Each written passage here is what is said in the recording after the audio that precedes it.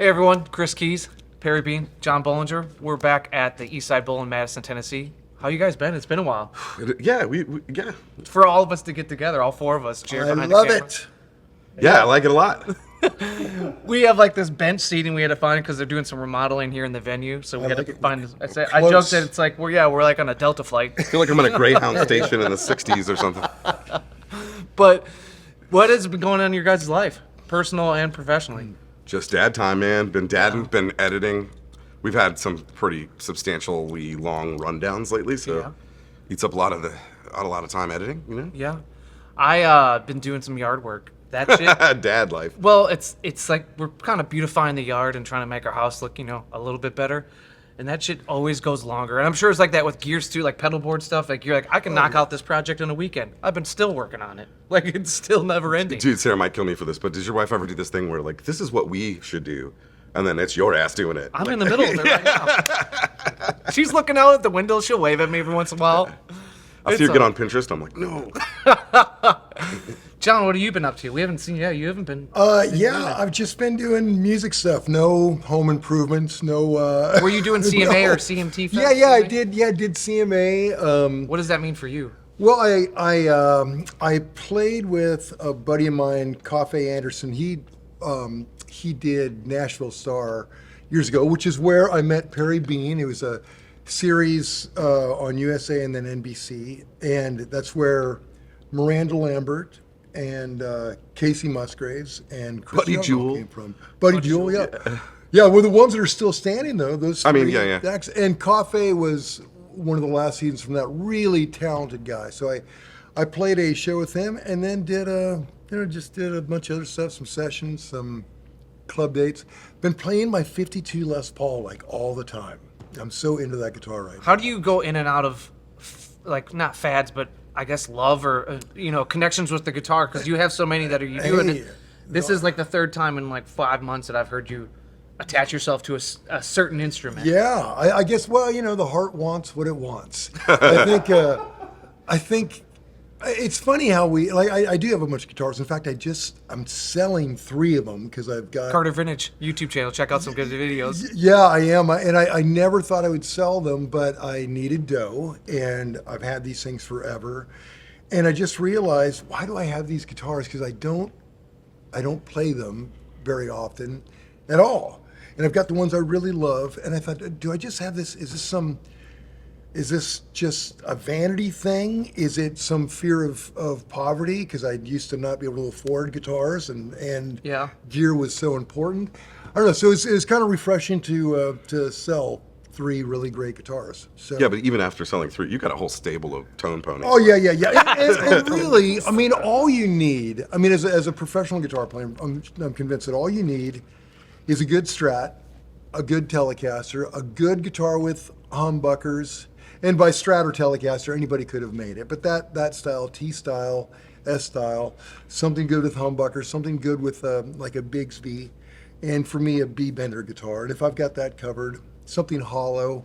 If you got those covered, you got everything you need for any scenario. That's still like 5 or 6 guitars. Yeah. Mm-hmm. Well, do you remember when we did the Larry Carlton rig rundown? This is pre-me. Well, you were down still Nashville. Yeah. You were calling the shots from away, but you were there. I was from afar. I was in the booth like an offensive coordinator in Iowa. But yeah, you guys did Larry Carlton's house. It's and here's one of the most recorded guitar players of all time, and just an amazing guitar player. And he had like 5 electrics, and I think that's what he had. I don't think he really cared. And he's like, yeah, I had this one with Joni Mitchell and this and Steely Dan, and that's all he really had. And then you got Vince Gill, who has every guitar. Yeah, exactly.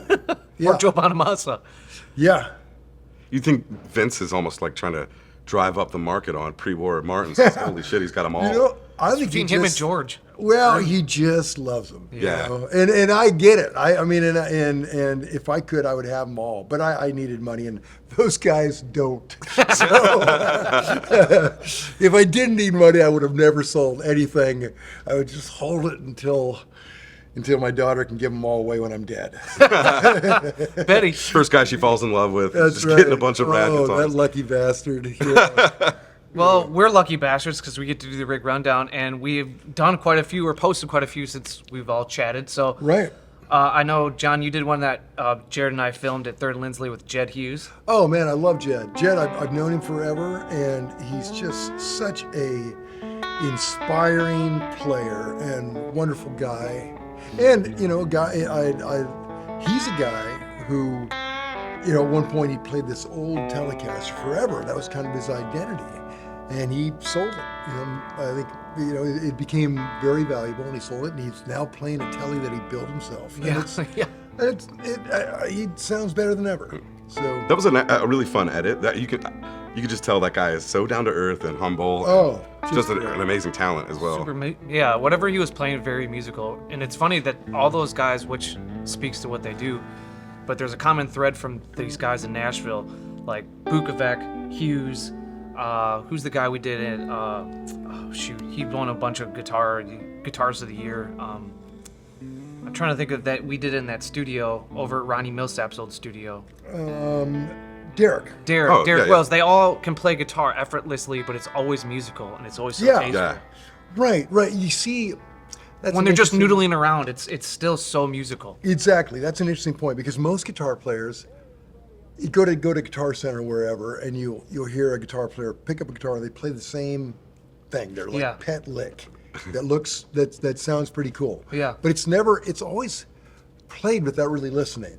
You know, almost like knitting. Yeah. Like your fingers are just doing something. Like muscle memory, yeah. Yeah, but those dudes that you just mentioned, it's like every time they play, they are just kind of channeling something that's musical. I want to be like that. Yeah, they're very connected to the instrument. Yeah. I find myself when we're filming those from behind camera to get almost entranced. Right. I see really great players like, well, like, I mean, I don't know, there's all the guys you named, Bonamassa, a ton of other guys. It's like every time they pick up, they seem very present, like they are in it. Yeah. They tap Jeff in. Beck, always in it, always kind of taking it somewhere you don't expect. I think sometimes for some people, and this is for myself, it's probably the closest, not therapy, but it's in this, like you're saying, being present. Yeah. Because to do anything that caliber or anything depending on your ability level is just have to really focus on that. It's Right. like the closest way that we're in this overstimulated, Right. society, that sometimes playing like guitar for me is the way that I can kind of almost tune out. Totally. Right. It's like tapping into that mindfulness Yeah. state of mind without calling it that. Yeah, almost. It's because its I own- can't do that. Like I can't do the breathing. Yeah. Right. Whereas that doing guitar or even like yard work in a way is the closest I can get to a zen. Totally. And I think music does have that same sort of healing effect that yoga has, because you think about our mind is, you can't control it. Thoughts just pop in randomly all the time. And to be able to focus even for a few seconds is kind of a gift. And that's what, all these yogis are trying to do. But I think in music you really do, when you're plugged in, it does take you away and it turns off your mind and you get a little break. And it's very break. Yeah, get a little break from those invasive thoughts that are just From the peanut gallery. yeah. Ads. Yeah. What about you? You got to do Knock Loose. I know that was a big one. Man, that was fun. Super, super nice guys. This is the second time we've done them. First time was at the end. Tiny little venue. Yeah. Now they are going out with Slipknot, man. God, It is at the end. Yeah. A true toilet. right, yeah. Lord, that place is Yeah, no. It's a beautiful toilet. it's my toilet, but it is definitely a shitter. Yeah. But yeah, it's only like once a generation that hardcore gets representation in the mainstream, and I'm glad it's happening for them. They deserve it, Yeah, because they played Marathon and sold that out, and most of their tour that they're on is rooms of like over 1,500. Huge. Sold out. Yeah, and like I feel like that's uncommon, Oh, totally. When we were young, I guess the only band that you could even consider that had achieved any kind of commercial success would have been Refused, because of the Tony Hawk, Yeah. Pro Skater soundtrack. I think really helped, launch The Shape of Punk to Come, or at least make people aware of it. But right now there's obviously a renaissance happening in hardcore, and it's awesome. and to see not only Knock Loose, but also bands like Turnstile, Yeah. totally different side of the hardcore equation, playing giant festivals, and they're in Taco Bell commercials, and Yeah, I like know. it's just like, wow, didn't see that coming, but I'm grateful for it, because I think there's a lot of great music out there. A lot of people have a tendency of just listening to, I don't know, you ever ask somebody, what do you listen to? Oh, whatever's on the radio. Oh. Well, that sucks. You know that and I hate to judge a book by the cover, but that's like when I was dating and a woman would say that, it was an instant turn off. Oh, or, red flag. or like someone, or red flag if it was a dude like, hey man, like, trying to pick someone's brain, and you're like, what do you listen to? I'm like, oh, whatever's in the background. I'm like, yeah, we're not gonna be friends. Yeah, no. Yeah, that's not my move. What other rig rundowns? I got to do Loathe. That was a fun one. That they were opening for Knock Loose. That was a cool experience because the tech had been watching the rig rundowns, and he used rig rundowns to get into his. He's a tech now, but he used the Oh, rig really? Yeah. This dude. As a little kid, he started watching Rig Rundowns. Yeah. He grew up in Hong Kong, and then went, No and then went to the UK, went to school at whatever university to learn the tools. Not necessarily a guitar school, but it was definitely something in that realm. he explained, like, as a young guy, he saw the Rig Rundown and was like, oh, that's it. That's it. That's what I want to do for a living. And now he does. He's winding his own pickups. Pickups, yeah. He's like doing all this really cool stuff. Yeah. His name's Ryan. Yeah, Ryan. But yeah, so he was a tech for Loathe, and then it was a band that we had kind of come across, I think, like at least 2 or 3 different times doing rundowns or drum rundowns with other bands.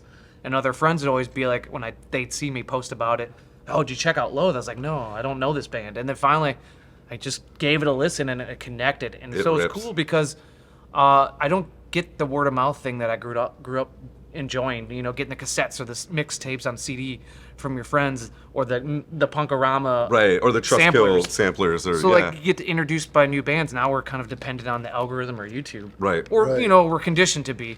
So when I get a recommendation word of mouth style, it's and it pays off. It's like, yes, it still Yeah. works. I still make a conscious effort to ask my friends, like, hey, what have you been listening to? Because I feel like my friends know my taste in music so well that they can usually suggest something that I'm not hip to. Loathe came from you, and after that rundown, I was like, okay, I'm checking that out. And then mind blown.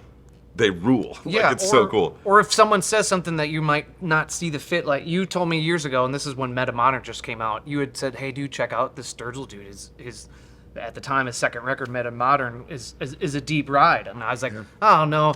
And I went and I was taking photographs at the time at Lollapalooza when I used to go there, and he played like a 2:30 set in the afternoon, and he was just burning. Yeah. That was like That's probably one of my top 10 albums the of all tiny time. desk. That was like Tiny Desk Sturgill, where I saw him there, and then I saw him at Tiny Desk. He was wearing his blue Dickies shirt with his low cut cons and like either Dickies or some type of work pants with that scruggy hair. And I was like, I remember texting him while I was leaving the photo pit, like, dude, you were right about Sturgill, my bad. So it still exists out there where if someone gives you the right suggestion and it's someone like you respect their opinion, Right. you're like, I'll give it a try. So that was fun. I know that John. I know that another one that we haven't talked about since then is Adrian Vandenberg, and we're all part of that shoot. It was fun because he was a riot. If it ain't Dutch, it ain't much. Right.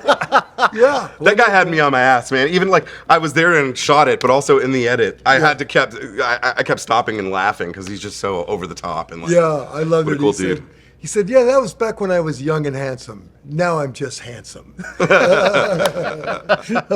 He was full of singers. What a personality, huge personality. Yeah, wonderful. And it was fun because he's a great player. As that legacy, both being, was it Great White he was in? Jared will know. White Snake. I knew it's something white. Yeah. So sorry about that. White Snake, and that he played some of that catalog. Jared had gone to the show, but it was a good time. And he had like a guitar, a neural DSP. He didn't have a ton of stuff. But we talked to him for like 45 minutes. Yeah, it was a really long rundown. The conversations out of that dude were great. Yeah, he had like very two interesting. guitars, playing a signature. neural, Yeah. and a couple cabs. Yeah. The one thing that was cool about that Les Paul that he had since I think he bought it brand new in 1980 was just the day before filming he got that new pickup in it. Yeah. He put in it was an all original. 1980. Yeah, 80s, early 80s Les Paul, but one of their like top shelf ones at the time, and he used it all through on that White Snake stuff, and just a beautiful guitar. But the pickup had grown very microphonic over the years, and he put a new one in. And How does that happen? Like, does the wax potting sweat or like? I don't know. I mean, Just time. I don't know, Science, but it bitches. is true. Those, yeah. So, well, and I think the formula was kind of different on some of those old ones. like that. Like Sure. they didn't always pot them, putting them in wax and. Plus, think of the years of sweat. Just Oh, yeah. dripping into that pickup. yeah. Yeah. Well, the other two I think we should cover real quick before moving on is the one that just went up today. So, to go back a few days and check this one out, is Donny Benét. Donny B. Our fucking This president. is one of the situations where Donny, he emailed us like months and months prior to the tour date in Nashville, and I had no idea who he was. And I was like, we get a lot of submissions for different reasons, for different things. I'm sure you get feedback on your last call column via our info@Premier Guitar email account. And Donny, his real name is Ben, emailed me wanting to. Oh, see is if it we could- really? yeah, so we could see if he could do a big rig rundown. And I was like, yeah. I was like, most of the time I would delete those, but for whatever reason, I was like, I'll Google this guy's name. And I saw a picture, and before I even heard the music, I was like, yes, we Yeah. will. Yeah, yeah. Oh, really? Oh, Yeah, this guy's dude amazing. looks like Ron Jeremy's cousin, but a little more Italian and Greek. Okay. So get this, he's Greasy. he's the Italian Australian, Yeah. right? And he's actually like a classically trained concert pianist and shit, and like and double bass, bass. yeah. Yeah. So he's like, he's playing for the symphony and shit like that. And then he's like, I bored. kind of got this shtick, and so he has this fucking skullet and a bald spot, and he's chubby and just leans in, man. And it is the coolest, funkiest. Okay. It's like 80s, 70s, 80s Italian disco music. Okay. But like all of his album covers look like early '80s, like George Michael, like the white vignette, and he's wearing like a white. But like, this is a suit dude and that's shit. kind of, he's funny, he's in the rundown, he says something like, I was kind of thought, I'll lean into it. He's like, if I saw a guy on stage, chubby, balding, and just ripping on bass, I'd be like, hell yeah. He's like, so I should be the guy to do it. That's the thing. If you see this guy, it's disarming because you're like, oh, look at this guy. He looks like he came off like a walking, talking Riggs a Dad post. Right. He looks like he owns a pizza place in upstate New York or something. Yeah. And then he slays the bass like Yeah. just bad motherfucker. Yeah. And his songs are just so cool. Like Yeah. Konnichiwa. I love that song. It's so good. Isn't that interesting? You'd think, okay, that whole kind of video killed the radio star. You'd think for the longest time, people got prettier and prettier on stage, Yeah. right? But now, strangely It's going the enough, other way. Yeah. Yeah, with the ubiquitous social media, it seems like people are way more accepting of normal people than we're like tired Right. of just seeing everybody perfect. I like that. Yeah. Yeah, I love it. that It used to be that. Well, and I think Gives in fact, us a shot. Yeah. yeah, right. Well, it used to be that there were gatekeepers, labels, and things like Sure. that, Yeah. that controlled everything that people saw, and they thought, okay, we're going to give people young, beautiful people to look at.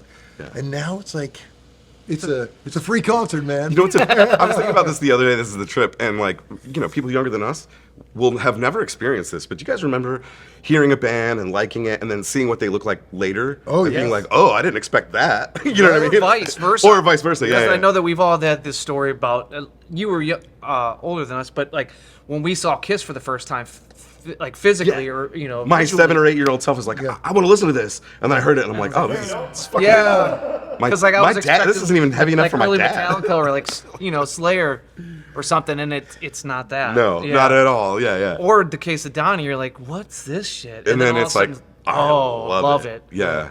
It's great music, and he's a great dude, and it's funny because in the off camera he was talking to us, and it's come up in other interviews, is that because of his I don't want to say it's shtick. He's not. Satchel. It's a character, though. He's not Satchel, like wearing a wig, and he really does believe in the music, and that's Wait what a he said. minute. He's like, Satchel's wearing a wig.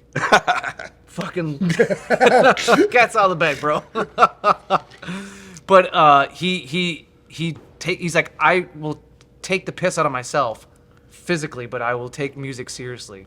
Yeah. But he was saying like that he has markets that really shine for him, and like at home in Australia doesn't draw that well, kills it in Europe and Oh, and the cool. U.S. Yeah. and like I want to say Japan or like Oh, I could see Japan really loving that dude. Like beyond being like just an incredible talent, like really next level player. What a nice guy. Yeah. I could hang out with Australians every day and be happy. yeah. Well, Chris, I'm glad you took a chance on that dude. Yeah, That's me Yeah, too. it was a fun one. It's cool. I didn't know what to think walking in, and then Yeah. I met him, and I'm like, okay, Yeah, here we and go. it was all about, he was goofy looking dude that'd be great for on camera comments and stuff, but it's like when I heard the music and saw him play, I'm like, nah, this is Man. legit. Also, as a music video director, whoever did Donnie's videos, I think he does them. hats off, man. He nailed it. He's got the perfect Star 80s fades. weird, long. As a matter of fact, in the edit, I tried to kind of match his aesthetic to the intro that Donny he B. played with super long, fades, and we took some clips from his music videos that are over the top. Like Yeah. if you want to laugh You your gotta ass check out. off, Oh, you good, gotta I check it out. will. Yeah. I'll send you a link to. Oh, it's so watch good. something. Oh, good. In one of the videos, he's got his bald spot to the camera, and he's like kind of doing it's just so good, man. Donny B, nothing but love from here. Love Donny B. Yeah. Good, And the last one we'll get to is Tyler Childers. We kind of talked about how Knock Loose had exceeded maybe any expectations going from the end to Marathon and beyond. But Tyler Childers, we did the first one at Exit In. Now he's selling out Bridgestone 2 nights in a row. Holy shit. And not only that, man, that stage setup, you can kind of see it in the rig rundown, but man, what a beautiful set design. Looked like you're in his living room. Is it roughly the same band? All from the- same band. They have a new guitar player, CJ. They added to it, But he's an addition, not okay. not a no one's replacement. got removed, replaced. So it's Yeah. they're just Isn't that growing. great? Yeah. Isn't that great that all these kids from Kentucky, right? Yeah. Kentucky and West Virginia, Yeah. they're right on the river. They're on the border, yeah. Yeah, I mean, it seems to me they were just doing it the hard way, Yeah. man. And You know, great work, great music finds a way. Right? Yeah. can't deny incredible songwriting. Yeah. And, Yeah. Tyler writes beautiful songs. And then again, talking about music videos, here I go, but I think what really, really set him into the stratosphere is, the release of, I think it's Your Love is the name of the song. Yeah. It's a beautiful video. My wife, I showed it to Sarah, and she was like, "Why did you show me this?" It was like just such a sad, beautiful, like the video isn't necessarily like the story is a. When I first heard the song, I didn't think that, and so somebody took this beautiful context and applied it to the song in the video format, and man, It's just- a lost art, the music video, and that's really one of is, those, yeah. those takes Yeah. it back to the 80s and 90s where you're telling a story in 2.5 minutes or 3 minutes. Right, That it's like- may yeah. or may not be even related to the lyrics. And this particular video is very cinematic in that way, Yeah. and it's it's just beautiful. But good for Tyler, man. I'm so glad for him. And then also like just getting to see Fiddle and Jesse Ray again, Yeah, and all those guys. those dudes are so great. And CJ, the new guy, you would get a kick out of because I'm interviewing him, and he's like, yeah, I'm just a bluegrass cat. He's played in a couple bluegrass bands, and he had a couple electrics out with him, and he's like, this is kind of the first time I've ever had pedals and stuff. Yeah, like he's he- like, All right. yeah, like played Good played for out, him. played out. He's like, our bluegrass band that some of the guys that shared this band back home. Once a year they would play an electric set, but he's like, other than that, Other I than never that. played electric guitar like out in public until this gig. just All right. Of course, he's a bluegrasser, so the dude Yeah, picks yeah. it up and just melts it. Shreds, yeah. Yeah, totally shreds. So Like, Yeah. like they do. The thing that's cool Yeah. about that whole journey with those guys is not only Tyler's success, but when we first did the Exit In, all his records had, as a lot of times, Nashville cats on those sessions. But the last 2 records, he brought the full band His in real to band. record. And Love so, like, that. I don't say they earned it or it was a decision that Tyler had to, like, make where they had to make the cut. It was just, I think, a natural move that they did. And I'm so glad because of all the tours and the shows they played together. It Right. probably made sense for him to go that route these last Yeah. 2 records. But I know that had to mean a lot to the guys to be able to perform on the record, not just kind of regurgitating the recorded stuff. Sure. Being in the band full-fledged. yeah, and if that's your band, why get other guys anyway? I mean, they're incredible. Best of the And best are here. We got Bohlinger. Yeah, I could have had He's a Bohlinger on phone there call with the away. solo. Yeah. Speaking of Bohlinger and a phone call away, we built a pedal board. How fun Yes, was we that? did. Oh God, that was so much fun. I mean, it was different than what we normally do, so that was cool. Right. Well, and the irony is, it's building the perfect pedal board for downtown Yeah. Nashville, and you all can win that pedal board. Is Yeah, anybody yeah, won it's it still yet? going. No, I think it's going on for another 4 or 5 weeks. The irony is, it's so much better than any pedal board I bring downtown. Right. It's I've seen the shit you take downtown. That's way better. God, than I think one of the first times we ever shot for Premier Guitar, like John and I go way back Yeah. to Nashville Star, which is 20 years ago now. Yeah, probably. yeah. But I remember like one of the first times we had to shoot for Premier Guitar, I show up and John literally has a piece of his fucking fence. It was like a believe piece of wood, and he had like 4 pedals zip tied to the sucker. Yeah. And he's like, yeah, just grab that, let's go. Like, Yeah. I'm rather cavalier about. that's a way to put it. Yeah. Yeah. No, there's just something so endearing. It's like Yeah, some yeah. guys will sit there and get angled cables and just. Well, that board. It's cool. That board is dialed in. It's The one you guys did, Yeah, yeah, it's that beautiful. one. Yeah, it sounded great. I Well, love it. he's also the guy that picked me up the first time I came to Nashville in a PG capacity. In the The inertia mobile? Yeah, I missed oh, that yeah. car. windows were duct taped up. Yeah. I'm not a car guy. Yeah. I got a couple million guitars, but man, yeah. Yeah. What was that? A Crown Victoria or some shit? It was like yes, it was a Grand Marquis? It's a Grand Marquis. And you guys call it the inertia mobile. yeah, we called it the inertia mobile because it had no like struts left. Yeah. So like it was like floating through space on a big ass comfy couch, Yeah. no AC. It's like doing Windows the Back to taped the up. Future ride at Yeah. Universal. I regret getting rid of it. I missed that car. Yeah. Did you have a choice in the matter? I feel like it begged for mercy. No. I mean, it's Crydom? kind of a long story, but I got arrested, and As you do. But it's a You did or the car? yeah. No, I did, and it's a whole thing. But I wanted to get a car that wasn't going to get pulled over, and Little inconspicuous. a Merc from the '80s is pulled over more than say a mid-sized luxury SUV.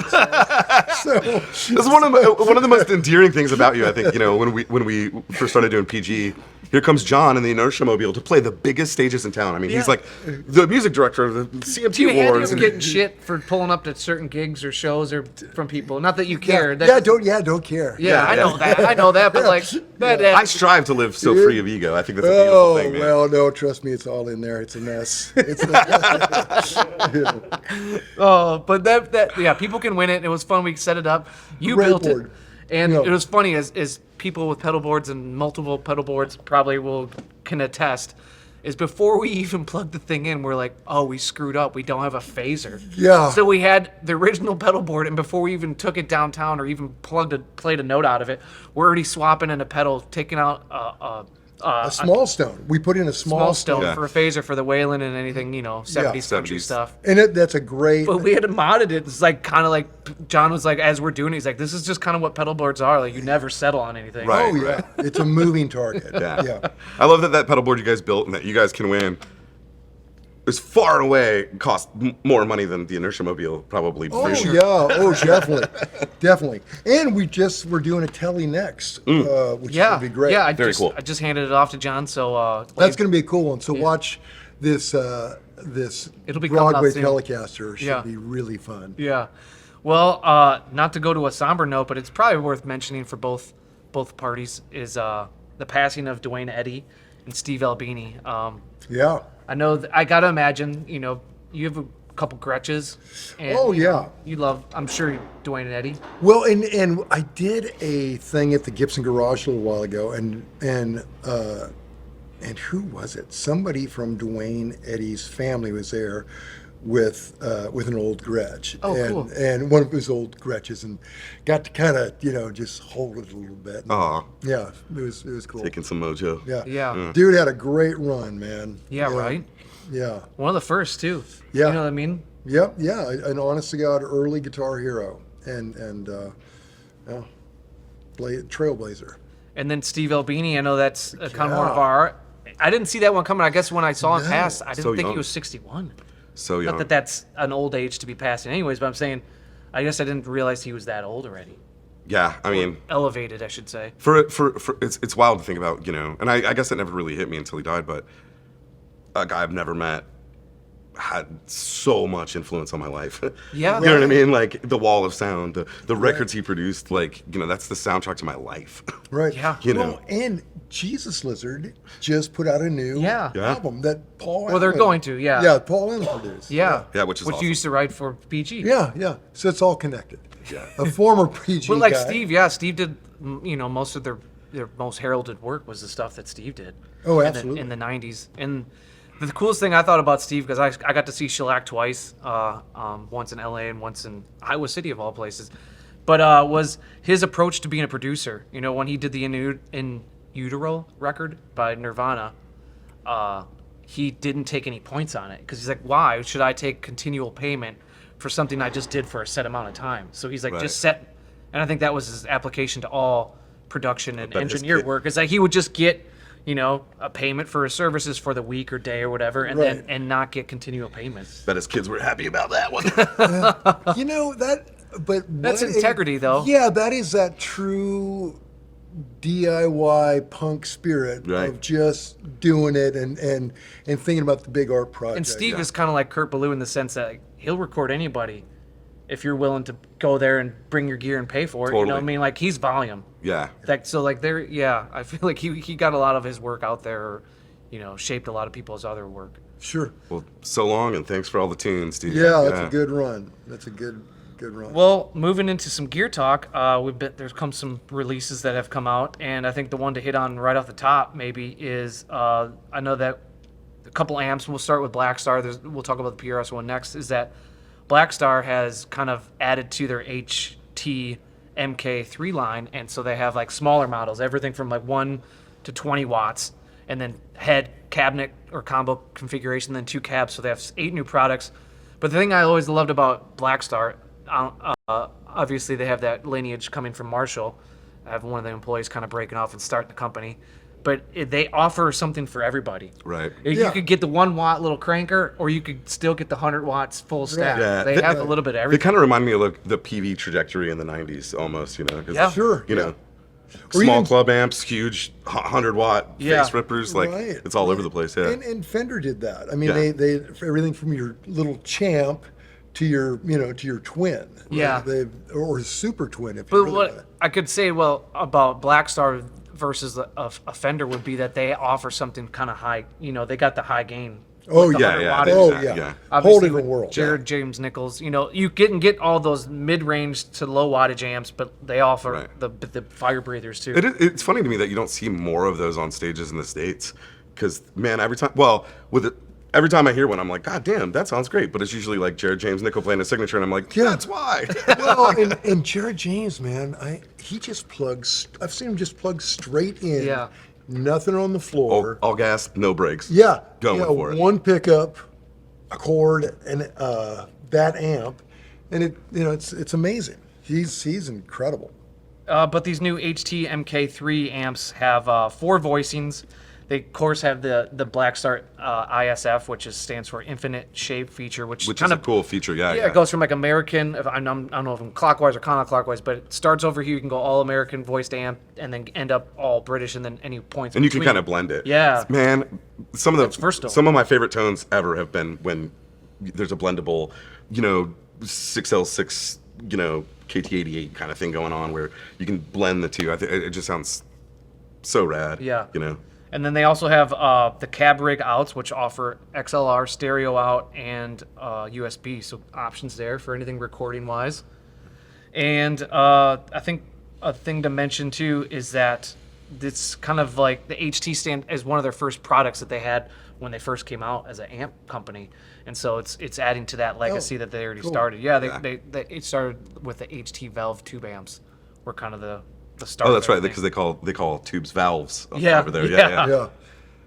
But it says it also has an upgraded circuit board, all new digital reverb, and adjustable parameters further enhance the tone and performance. So I guess we'll see. Yeah, I would love to play one. Yeah. I like that they're all affordable too. Yeah. That Yeah, they're not kid- outrageous. Yeah. Yeah, a kid or a struggling musician can afford one. I've got one. I can't remember the model number, but it's this big and it's very light. Yeah. And I gig with it all the time. Yeah. In fact, it's in my trunk Yeah. right now. They're pretty versatile amps, man. Yeah. I got a Fly Rig 3, which I love because going back to their kind of breadth of as a company coverage is that it's a little digital modeling amp. Yeah. It's sweet. I like it. Yeah. But like you're saying, the 20 watt combo it has EL84s. Yeah. $749 is a head, and then the combo is $799. So you can get Yeah, it's pretty cheap. $800 tube amp. Yeah. Combo ready to go. Yeah, Sounds ready to great. rock. And mine is very light. I mean, I think it's a St. James. I think Okay. that's what I have. But it is really light, which I love. I think when they came out with that at NAMM, they kind of hit on the fact that they redesigned the cabinet or maybe used different woods because Right. they wanted to say how light it was. Yeah, Right. it is. Yeah, it is. It is Tone Master light. For being a tube amp with a transformer, it's still pretty light. Yeah, I think they saw the success that Fender was having by going the light direction. They thought, "Ooh, let's give our buyers that," and Yeah. they did. And it mission accomplished. It's light and it sounds great and it's tubey. Another amp that came out, the PRS DGT 15. Oh, That'll David be up Grissom, your yeah. alley, yeah. Oh yeah, man. PRS, they are killing it. They are just doing great work. And that amp, it looks amazing. I haven't played one yet, but I hope we review one. Speaking of affordable amps, I know it's still a lot of money, but for what you can get and what the value is in terms of it's a thing you could go to work with. Right. It's $1,200. Right. Given in 20-watt combo or 15-watt Yeah. combo. yeah, given with crazy inflation, that's a So bargain. reasonable. Yeah. Yeah. EL84s, GZ34 rectifier, 12AX7s, and 112AT7, 3-band EQ, and it also has reverb and tremolo. So there it covers 2 pedals, so you really could gig with this amp. Oh yeah. In a meaningful way for $1,200. Yeah, and David Grissom is he's such a great player, and his tone's always great, and it was really shaped by PRS. Yeah. He's been so loyal. When he discovered that his kind of Excalibur guitar, he never changed. I've never seen him play anything else. I mean, in his mind, I'm sure it's like, why bother? Yeah, when you find your voice. you know. Yeah. Yeah. It's wild to see, it's rare that a company can do so many different things and nail it. Yeah. Like, it's weird, their guitars are obviously works of art, but man, even, their amps, the Archon, it's like one of the most beautiful high gain amps in the world. Tremontis? The Tremonti amp is amazing. Yeah. Their clean amps are dead nuts on. Yeah. And their pedals are cool. Yeah. They do a lot of cool stuff, man. I love Paul. He's a cool dude. He's a genius. I mean, Horsemeat's a weird name. Yeah. Horsemeat is a Let's little. throw that out there. Well, I think with Is that what they stuck with? Yeah. with genius, you are going to get some weirdness. Yeah, you yeah. know? I mean, that's the way, and that's how it should be. It's a Yeah. little bit outside the comfort zone. Coloring outside the lines. Speaking Yeah. of coloring outside the lines, 22,000. You got that, Perry? Yeah, You I'll can be get right yourself back. a Red Eye Yeah, copy. actually, I'll take 2 of the Jason Isbell Red Eye Gibson. All right, so $22,000. Is this like a Murphy Lab? Yeah, it's about as dead on as you can Full on, get. I think the idea is Jason couldn't tell the difference. Yeah. I think that's- Right. They're Well, going I mean, for it. good on you, Jason. That's huge, dude. Yeah, right. And he deserves it. Oh, God. No, I just thought about it. Like, this is in real time, just using the brain. So he's got a signature telly. He's got a signature telly, and now he's got. I don't want to say it's a signature, but it is a Gibson affiliated instrument. So it's cool that he's. This dude is killing it. He's got the signature Martin acoustic. right. He's got the telly, which is so nice. That's a great guitar. Yeah. Yeah. Obviously Red Eye now, Yeah. which I think they actually reissued that in like 2014 or 15 or something like that. I think. Prior when it was Ed King's, you mean? Yes. Gotcha. Yeah. So now there's 2 different. Oh, you're right. Yeah. You're right. Yeah. So I feel bad for all the guys that bought that. It's just they're just gonna be worth more. Yeah, totally. I mean, The world's a crazy. guitar that fine is never going to depreciate. It's funny. This is the shallow waters that I swim. I'm like, who's gonna pay that? I bet you those things are sold out. You know what's funny? On demand. My buddy Riley that works over at Gibson, he said, yeah, they sell out every fucking time. Like, I bet. real quick. Is it a limited run? Like 500 pieces? It'll probably be, I'd say 250 or 100. Yeah, very limited Yeah. run. I don't know. Well, congrats to the lawyer that affords that and gets to play it. Yeah. And I think we'll talk about new music, at least releases. I know that we'll get to what you wanted to talk to about that's right. already out there, but 2 new ones that I caught my eye that are coming up. David Gilmour, which I love David Gilmour and Pink Floyd. I mean, everything Sure. from metal through animals for me is, I love Pink Floyd, so, Sure. Sid Barrett had his place, but I think David really elevated the band in a different way. Totally. Uh-huh. Saucers was great, have that in vinyl, but Saucer Full of Secrets. But David is a magnificent guitar player. Yeah, man. Yeah. He is his own animal. Yeah. It's It's great to see him put out new music, and then he's playing a bunch of shows in New York and LA, and fingers crossed we could squeeze in a rig rundown, even with his tack like we do with Eric Clapton that one that'd time. be great. So if you're watching or Dennis, Yeah. or Dallas when we did YouTube. Yeah. Be cool to do it. Yeah, if you're listening. But yeah, I think that's a big one for guitar players out there to hang their hat on, be excited sure. about, a legend to come out new music. But Sturgill Simpson, new record. Johnny Blue Skies? Yeah. Yeah, because I think he made a deal where he's only do 5 records As Sturgill. As Sturgill. Okay. Well, I, for one, I'm very excited for whatever the fuck he wants to call it because that dude rips. I'm most excited, and I have And it's all like of his them on original vinyl. band now. Well, he got Lore. Yeah. He's the, great. The Estonian. Yeah, the Estonian guy. He That is was on Meta Modern. so sick. And then he was on all the Sunday Valley stuff too, right? Yeah, I think some, but definitely Meta Modern. He might have even been on High Top Mountain. Yeah. But he's Great he's that like period of that I really connected with with Sturgill. So seeing him back in the band, I know Miles Miller's always been on drums, so he's and added I want to say Margot's bass player and like a guy in keys. So yeah, kind of stripping it down because we saw him once. I saw him at Lollapalooza and we saw him in Chattanooga. That's of all right. places with Paul Turk. We had the full horn section. That's right. Yeah. Well, it's interesting because I kind of see it this way, that first little bit that broke him was to me sort of a loving homage to Waylon Jennings. Sure. Had that whole vibe. The Outlaw. But the next stuff, when they brought in the horns, it was almost like the guy that wrote Shaky Ground out of Texas, harp player. Dilbert? Yes, Delbert McClinton. Yeah. It totally felt like a Delbert McClinton album. And I like the fact that he wears his influences on his sleeves. He really does. To me, it had almost gets like a it started. Memphis-y, like almost Yeah. Motown-y kind of Stax Stax. vibe to it. Totally. It was yeah. Sailor's Guide and all those records are like, Yeah, I like that artists when they keep it. That's an interesting. I guess it's an interesting problem for artists because they want to give their audience what they want, but they want to Express. Keep, Sometimes the influence really shines through. Yeah, keep pushing the envelope and do something new. So it's I used to be that way because I was an angry teenager and 20-year-old, but I would get so angry. Not angry. I would be frustrated as a listener when a band would change direction. Oh, Yeah. right. And now as, a developed and, mature 40-year-old, I don't begrudge anyone to chase the muse or chase something they want to create. If I don't like that next record that you brought out, I'll just listen to the one I do like. Right, yeah. You know what I mean? Right. So that's how I look at it. So I'm excited to see what that comes out from Sturgill's camp or Johnny Blue Skies. Yeah. I think you wanted to talk about the Slash one, Oh right? man, Oh, that right, yeah. Slash album. Have you guys heard it? No. It's It's a blues album? He was in a cover. He's a cover artist. Like one of the last issues we had him, he was on the cover. yeah. It's fabulous because he has a great roster of singers. Chris Robinson, who's pound for pound one of my favorite singers Yeah. of all time. Tosh Neal, I played a gig with him once. Sometimes a house band for events, and he was one of the artists on it for a thing. And so I played with him, and he's a great singer. And then I never saw him again. He did a cover of Stevie Wonder's "It'll Come to Me" or it won't. Anyway.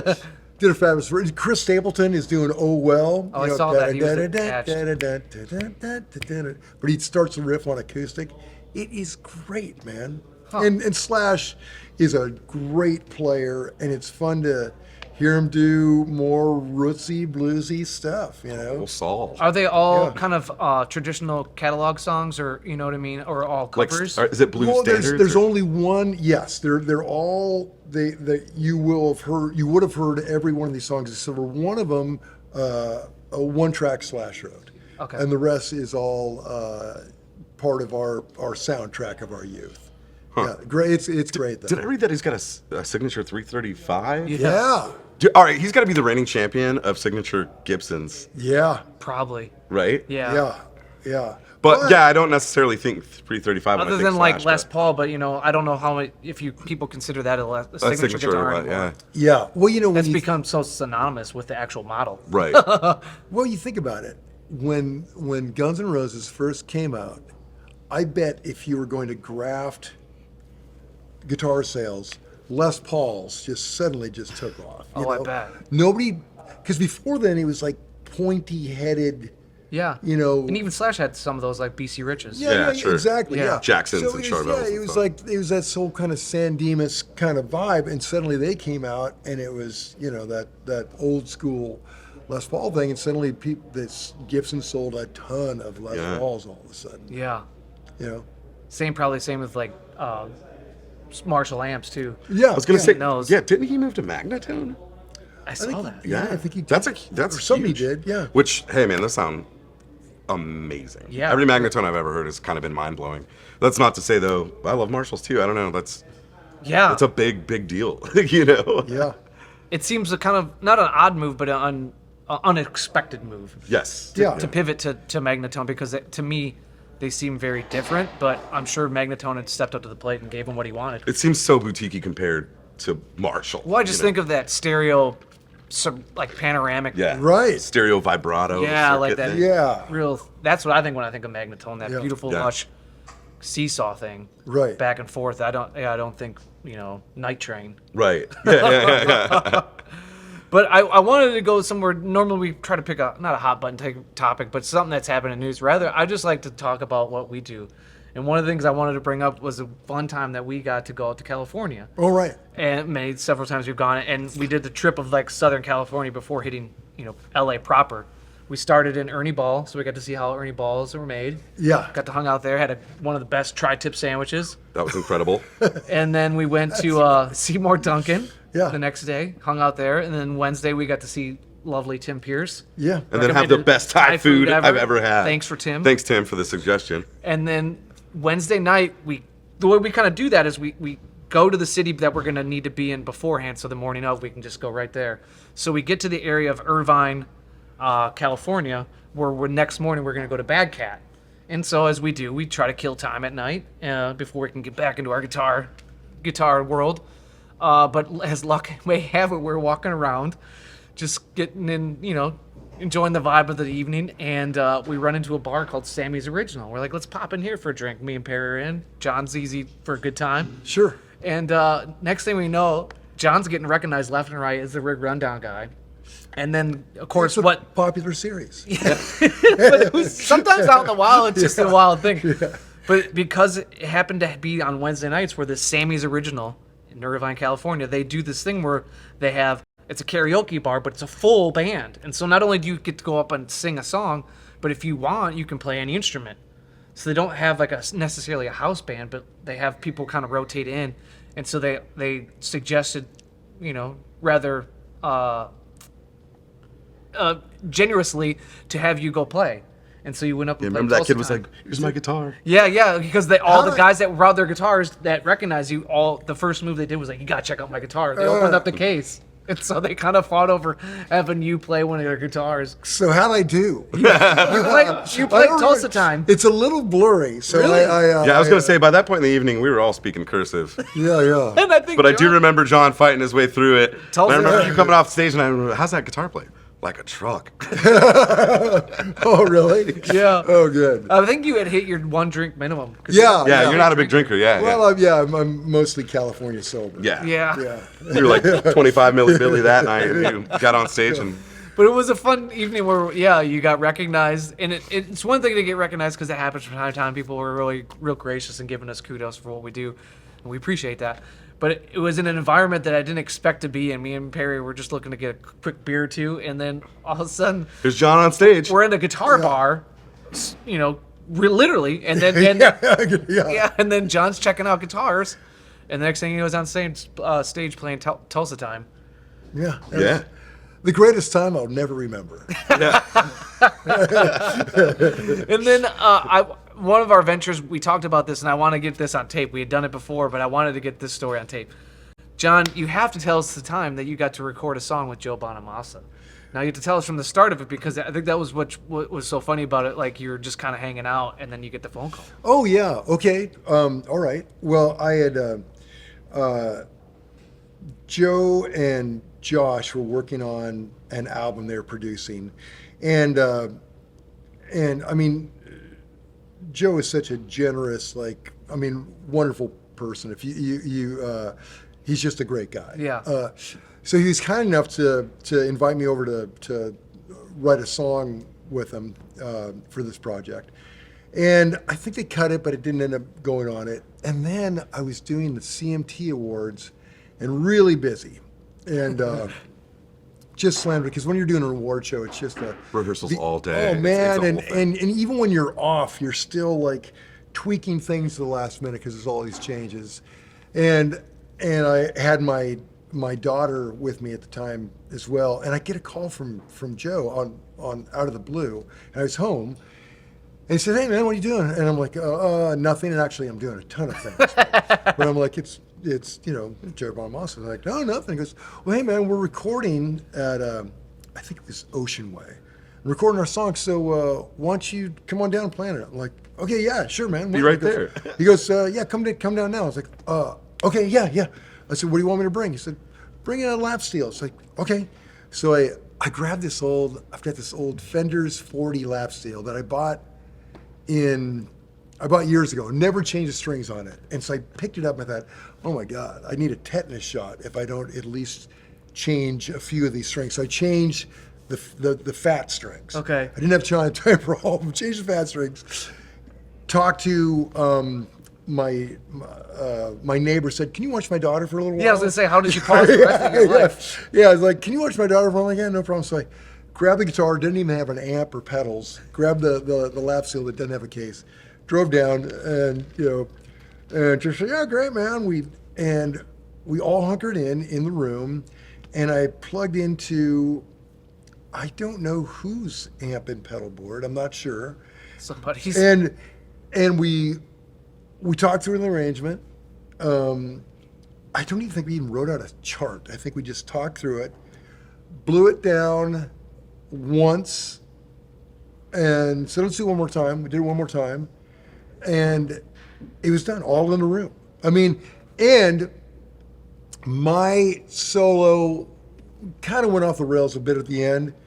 And In what way? I just didn't quite stick the landing. I said, can I do that one more time? I said, yeah, man. Punch in. So I punched in, and somebody else punched in their thing too. So I actually got But other than that, the whole everything. Yeah, it's live. Everything else. Wow. I mean, it's and even I think even the vocals I think went down live. I mean, Joe's Damn. just that good. Huh.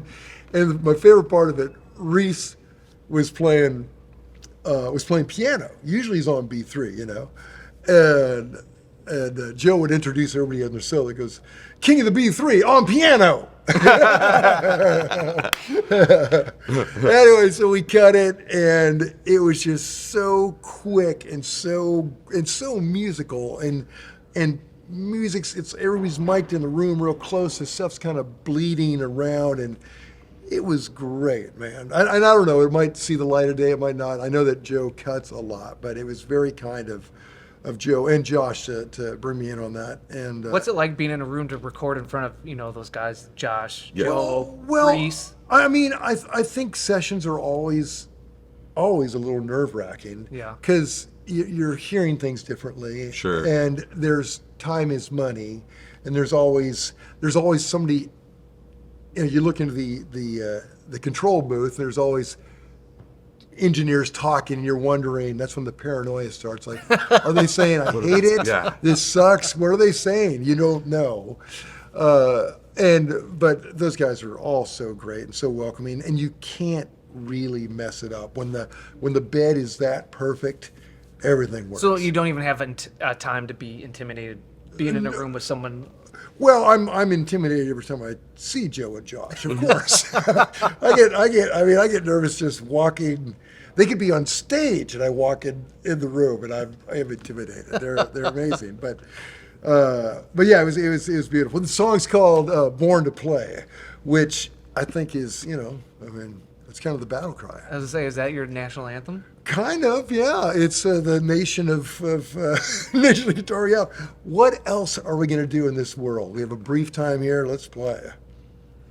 Love it. Yeah, I can only imagine what it'd be like to get that phone call and then scramble. Oh God, yeah. And the whole time, and then I had something on the award show I had to do later that night. So the whole time thinking, boy, I hope this all works out. And of course, it's a great lesson in all this time we spend worrying and, is it going to work out? Yeah, man, things just work.